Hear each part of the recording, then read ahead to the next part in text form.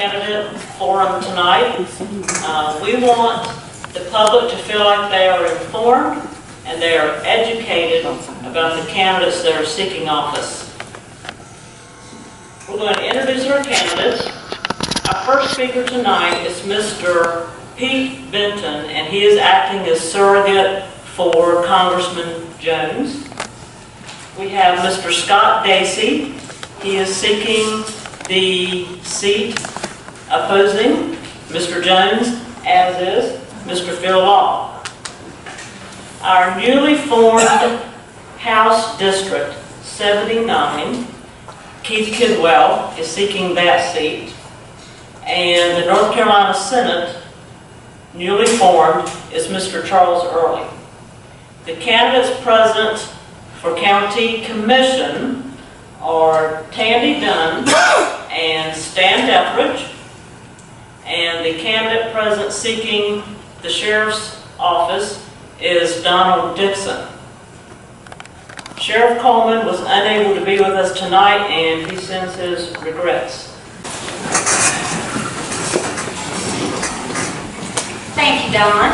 And I'd like to thank everybody for coming out tonight. I'd like to thank the audience members and also the folks on the stage right here. And I cannot agree with you more, Patricia, about how much time and energy these candidates actually put forth during a campaign. It's not all glory. And I see it personally every day, how much work this is. And once they're elected, it's even worse, I think. I don't think they're given the credit that they deserve. So we definitely need to be thankful for all these candidates coming out tonight, and very thankful for those that are here tonight to hear this, and also thankful for the cameras that we've got up everywhere, because not only will this reach the voters that we have in the audience, but it'll also be streamed along the internet so that other voters in the county and the particular districts will be able to see this. Okay.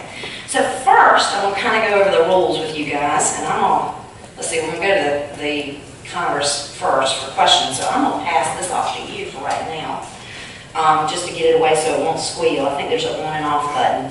I wasn't quite sure how the setup was going to be, so if y'all, when you do decide to answer questions, if y'all want to get up and walk around, you can, okay? So, audience members submitted questions prior to us coming in here. Those are in these baskets over here. I have not seen the questions. I'm going to pull them out randomly as we go through them. We're going to go from hierarchy down, from the U.S. House to the North Carolina House and Senate, then County Commissioner, and then Sheriff. And we're going to alternate questions between the contests. Okay? The question will be read, and candidates can volunteer who wants to go first with that question. So if one comes up for the Congress candidates, one of them can say, I'll take that question first. If nobody volunteers, then we've got a random order of how we're going to call y'all up, and we'll rotate that as we go. Okay? Candidates will have 2 minutes to answer questions. Miss Patricia down here is going to be timing. She's got the yellow sheets and the red sheet. At 30 seconds, the yellow sheet's going to come up. When your time is up, you're going to get the red sheet. Now, y'all think y'all can talk? Y'all ain't seen me, because I'll overtalk you. If you go over that 2 minutes, and a bunch of people on the stage have seen me do it, I can get awful loud. So you can continue talking, but I'm going to make it so that nobody can understand you. So you'll get the 2 minutes, and then you will also get a 1 minute rebuttal if you decide that you need it. You don't have to take the 2 minutes if you want to. If it's a yes or no question and you don't want to elaborate, you don't have to do the 2 minutes, okay? But we will offer you a 1 minute rebuttal if you'd like to say something in addition to the 2 minutes, okay? Then the main goal of this forum is to provide voters with information provided by each candidate. So please be respectful of each other. I think a lot of times we forget the golden rule. I remember my grandmother taught me that, do unto others as you would have them do unto you.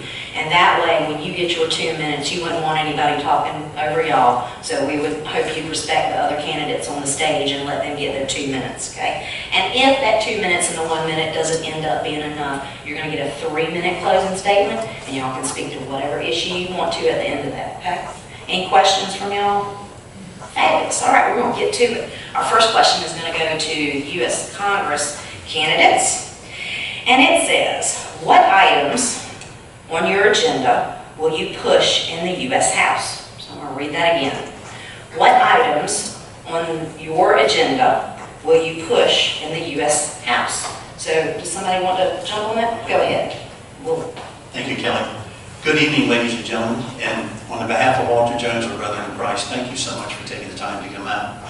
First and foremost, Walter's greatest concern is the spiraling deficit. It is currently $21+ trillion, and it breaks down to $174,000 per taxpayer. His last vote, where he voted against the tax budget, was the fact he's trying to bring attention to the President and other members of Congress and the Senate that we have a tremendous problem with spending. Furthermore, the Secretary of Homeland Security said that the single greatest threat to the United States of America is our out-of-spiraling deficit. Thank you. Thank you. Okay. And was that 2 minutes? That seemed quick. That was quick. Do you have anything to add to that? I'm not as good as Hazel. Well, y'all can take turns if you want to add. Okay. So you're going to go up next. Sure. It's okay. So first, as your next congressman, I'd like to focus on immigration, where illegal immigration is causing us numerous problems with our economy because the illegal immigrants are taking jobs away from hardworking citizens, and those citizens normally will be paying into a lot of the systems that we all use, our roads, our education, our military, Social Security. All those programs are being hurt because of that. Next is our economy. So at a national level, President Trump's doing a great job. We've seen the tax bill that was passed. He's being a national advocate for business here in our country. But my question to you is, where is our advocate here for Eastern North Carolina? I don't know if you recognize, but we're not in a good state. You go to a lot of places where, on both sides of the street, businesses are closed. We need an advocate for business here in Eastern North Carolina. We have wonderful people that are ready to work. Next is our national defense. Whether you like it or not here in Eastern North Carolina, the Defense Department is the #1 employer here, and they actually have a lot of the high-paying jobs. Cherry Point, Lejeune, New River, even Coast Guard Station, Elizabeth City up in the north. We need a defender of the national defense bases that we have here. And as the only veteran in the race who still has friends serving, I truly care about it, and I have the unique perspective to be able to defend that. I know that I can do the job, and I know that I can win it, and I just need y'all to believe in me. Thanks. Thank you, Mr. Law. Mr. Dacey? Thank you and good evening. We have a congressman that has repeatedly voted against the initiatives of our president, a president that we elected here in Eastern North Carolina by 23.6 points. As my first act after being sworn into Congress, is I will go to the chairman of the House Armed Services Committee and let him know that I will be a working advocate, a partner with the House Republican Conference to help make certain that our defense program returns to the state of being where it was before the Obama administration beat the living snot out of it. I will make certain that our chairman of the House Armed Services Committee understands that he will have a working partner, not somebody that is going to be working against him. I will then go to the House Natural Resources Committee chairman and let him know that I will be there to work with him so that we can make certain that the inlets and that the natural resources that we have throughout Eastern North Carolina will get the maintenance that they deserve, so that our commercial fishermen will have the opportunity to do what they do best, as their families have done for decades and hundreds of years. I will make certain that we have got the proper dredging budgets that are there for the long term, not robbing from Peter to pay Paul year after year as Congressman Jones has been engaged in. We've got to have a long-term plan to address the needs of our military and to address the needs of our natural resources. And that's exactly what I will do. As soon as I am sworn into office, I will let the people that I will work with as my colleagues know that I will be there to work with them, not serve as an obstructionist to vote against all the legislation that comes up time after time after time, and not address the needs of our constituents, the people here in Eastern North Carolina, because I'm so worried about our national debt. You know, that tune just gets a little bit old after a period of time and people go wanting in our community. It's time for us to stand up and say, it's important that our needs get addressed, and we're going to have a congressman that's going to fight for them. Thank you. Thank you, Mr. Dacey. And would anybody like a 1-minute rebuttal to that? Okay. All right. So now, Would you like another minute, Mr. Benton? She wants to make sure, because we cut you short the first time, if you have anything. Okay. Just one quick thing. Okay. The other important thing, Walter is Vice Chairman of the Armed Services Committee Personnel, and I can tell you there is no greater advocate in the United States House of Representatives than Walter Jones. And shortly after the Desert Shield Desert Storm War, Walter wrote a personal letter to every family who lost a son or a daughter in the war. And I can tell you, and I absolutely agree with Phil and also Scott, national defense is critical to the security of this country. But we, most importantly, we need to get a handle on the deficit in our spending. But we always remember that those who protect this great nation deserve our love and our support. Thank you, Mr. Benton. And again, we will offer y'all a 1-minute rebuttal if you would like it. Okay, so now we're going to move on to our North Carolina House and Senate candidates out of Senate District 3. So we're going to combine y'all's questions together, okay? So the question is, explain the economic impact in the counties in the new districts. Okay? Explain the economic impact in the counties in the new districts. Here you go, Mr. Early.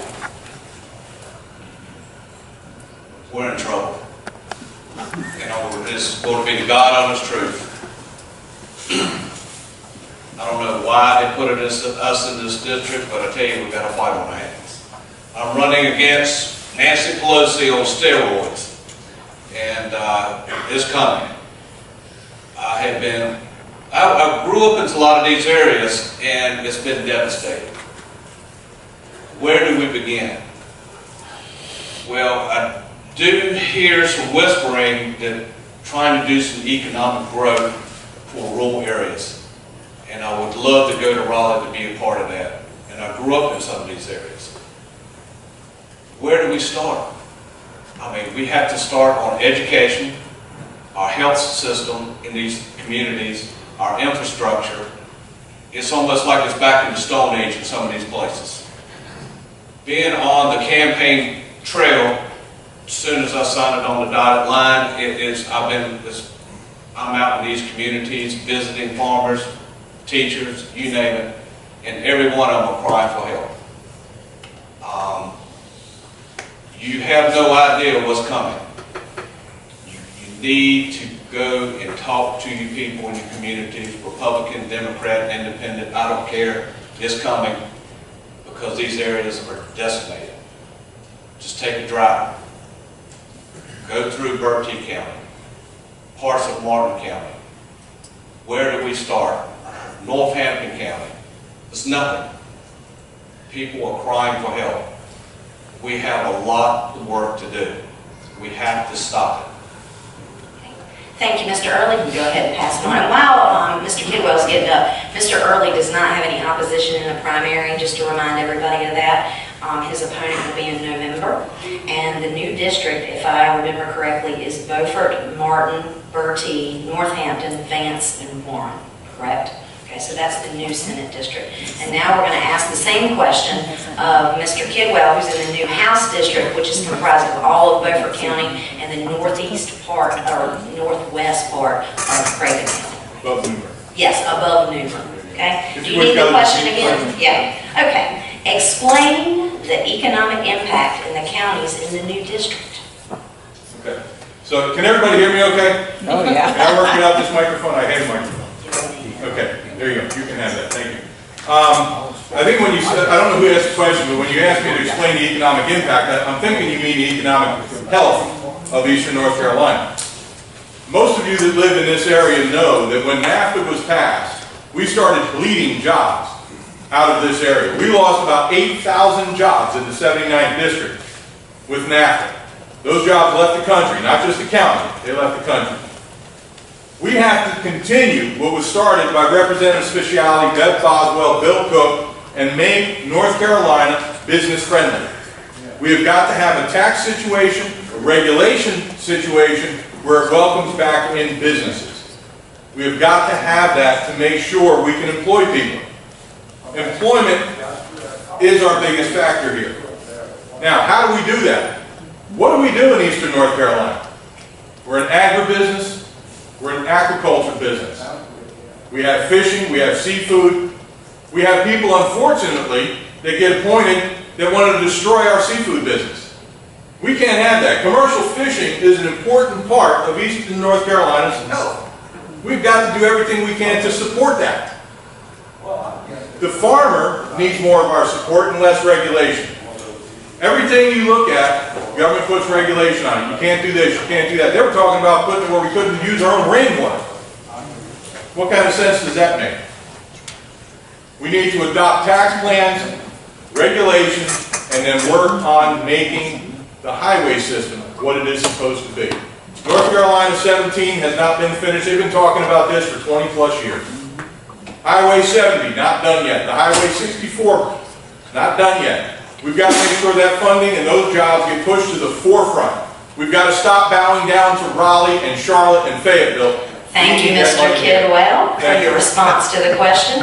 And I may have just done a boo-boo. I was told ahead of time to make sure that they speak into the microphone. Could you hear him, or do I need to make him use the microphone next time, Mr. Johnson? You couldn't?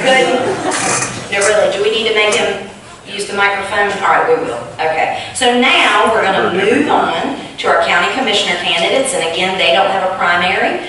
With our limited voting system in Beaufort County, we'll have 3 Republicans against 3 Democrats in the general election. And so these folks go on to November. And I'm going to grab a question. Okay. Okay, I'm trying to make sure I can read this correctly. Can we lower the taxes on the citizens, and how would you do it? Can we lower the taxes on our citizens, and how would we do it? Okay, so I'm going to turn the mic back on. Mr. Tandy Dunn is going to take the question first. Can we lower it? Where we're spending our money, we can. Already the budget's going to cause us to probably have to raise our taxes. All of y'all that have owned properties got reevaluations recently. Look, some numbers. If you have a $100,000 house and the tax rate's 50 cents on $100, you're paying $500 in taxes.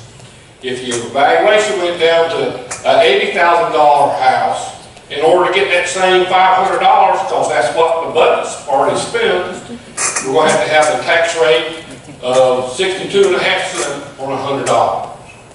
All right, so that's bad. But say your house went up to $120,000. That same tax rate, you're now going to be paying $750. So you're not getting any break on the taxes. How we're going to lower our taxes is we got to quit the continuation budget. We got to tell everybody you got 80% of your current budget. You come up with how you're going to cut that 20% on your own. I don't know what the school system needs. I don't know what social services needs. I don't know what the board of election needs. But you're going to have to cut 20% of your budget because we're spending stuff on fluff. Over $4,000 for palm trees in the roared every day. Why? You go out and see this nice sign in front of the school system. I understand it's paid $120,000 for it. Why? Okay, so can we lower taxes? We can, but we got to do it by controlling our budget. Okay. Thank you. Thank you, Mr. Dunn. You can hand it right off to Mr. Deathridge there. We have Stan Deathridge, candidate for county commissioner. You got the mic, Stan. Thank you. Can everybody hear me? Okay, I can do a Kidwell if I need to. I'll yell into the mic. Yes, it's incumbent upon us as Beaufort County to manage ourselves. Each of us have to manage our own households. It's important. I mean, if you don't, there's nobody to say. In Beaufort County, they can always raise taxes, and they have, and they're going to do it again this year, and they'll probably have to do it again next year. They have something called police power. That gives them the right up to a certain level. It's a very high level. We're not there yet, but we're moving in that direction. But they have the right to, by the General Assembly edict, to raise taxes to meet all expenditures here in Beaufort County. The only thing you can do to stop that is to ask your county commissioners not to spend so much money. Have you done that? Probably not, because you probably don't know your county commissioners as well as you should. But they have been spending money. I became a county commissioner back in 1994. We were under $40 million at that time for a budget. We had a booming economy, back in 1994. We had a lot of people had jobs. Now we're over $60 million. Not a whole lot of people have jobs. We still have to pay those taxes. And we're paying them hand over fist. We have a reevaluation this year. It's revenue neutral. It's always supposed to be that way. But if the property values go down, that means they're going to have to raise the property tax rate is going to have to go up. And that's going to be an untenable situation for a whole lot of people in Beaufort County, including yours truly. Thank you very much. Thank you, Mr. Dethridge. We're going to move to a question for Sheriff, so you can pass that off to Mr. Dixon. Okay, and we've got Mr. Donald Dixon, who's running for Sheriff. And here's your question. Is it AEDs? Do you know what an AED is? Okay. How about AEDs? Are they in the sheriff's vehicles? So how about, I guess they're asking you what you think about the AEDs, and are they in the vehicles now, or would you put them in there if they weren't? I guess that's the question. Yep. Can you hear me okay? Not sure where to hold this microphone. Hold it up? Yeah. Okay. An AED is a heart defibrillator, if anybody doesn't know what it is. It's an automatic thing. It's almost foolproof. You just stick the stickers on, turn the machine on, and it tells you whether or not to push the button or not. A child can really do it. The problem with that and the drug for opiates that everybody wants the sheriff's office to start carrying is twofold. I agree with both of them. They're both wonderful tools, but to take a deputy with either one of them in their vehicles to go out in the county by themselves into a house that's got a medical issue, and say rescue's on the way, but the deputy's there first. If he's there by himself, I would not advocate him trying to do medical procedures without somebody watching his back. The reason for that is the shot for the opiates, I can't remember what it's called. If he goes into a Narcan, is that it? Yeah. Okay. If he goes into a house that they've called for this person's OD, he goes to give them this medicine. What's going to happen if this guy dies and everybody else in the room takes it out on him? So I'd have a hard time advocating that unless there was two officers on the scene, maybe having in all the cars, but the second officer would be the one to administer it, so the first officer would be the guard to make sure nothing's going to go wrong. Thank you, Mr. Dixon. I guess we're rolling back over to here. I'll take it because, well, I guess you can hold it for me. All right, we're going to roll around to U.S. Congress again and pull another.